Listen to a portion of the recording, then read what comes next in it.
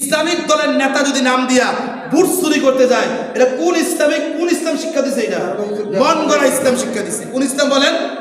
মন গড়া ইসলাম শিক্ষা দিছে। এবার আসেন, একটা সমাজের নেতা যদি, একটা দলের নেতা যদি একজন মুদাক্কিক আলেম হলে তাকে সাপোর্ট করতে পারি, ঠিক সেম যেই সমাজের ভিতরে একটা ছোট্ট একটা পয়েন্ট এখানে মনে রাখেন, আমি কিন্তু এখন যদি আমার বয়ান করে মিডিয়া যায়, তাহলে শুধু বয়ানটা সমাজের লেগে করি না।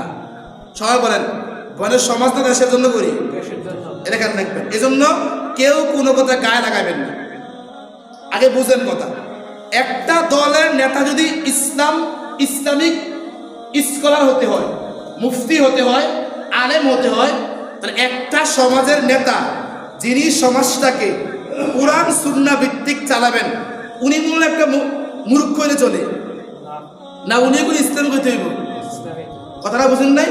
উনার ভিতরে ইসলামিক কি থাকতে হবে বলেন? জ্ঞান থাকতে হবে। কি থাকতে হবে বলেন? জ্ঞান থাকতে হবে।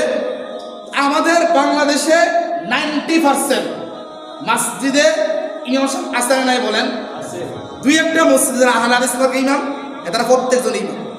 এছাড়া 90% মসজিদে আলহামদুলিল্লাহ মুসলমান ভালো মানের আলেম রাখার চেষ্টা করি, ঠিক না ভাই? ঠিক বলেন।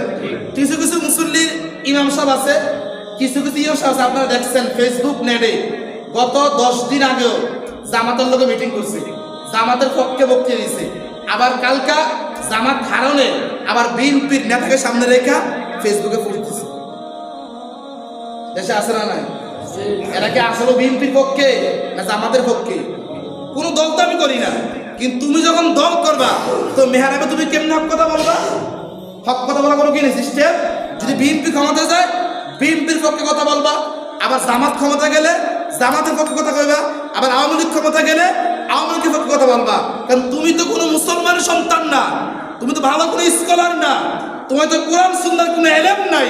থাকলে তুমি আবার জামাত করলা, গতকালকে আবার কোন এলাকার এমপি লোক কি লিখে ফেসবুকে পোস্ট দিলা, কি লিখে দিলা।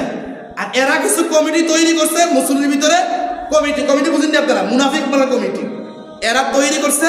বাস হুজুর আপনি যাই করেন আমাকে দল্লা করবেন, বাকিটা টেকার দেওয়া। এজন্য দেখবেন বাংলাদেশের বিভিন্ন বড় বড় ঈদগাহগুলো আছে না, ঈদগাহগুলো দেখবেন যদি কোনো কমিটির লোক পরে আইয়ে সেক্রেটারি সামনে আসে, দেখেননি আপনারা? কোন ডাক্তার যদি পরে আসে, সামনে জায়গা নাই, ডাক্তার সাহেব সামনে আসে। যে ডাক্তারের নিচে সে কিন্তু এমবিবিএস না, হাতুড়ে ডাক্তার। কি ডাক্তার? বসছে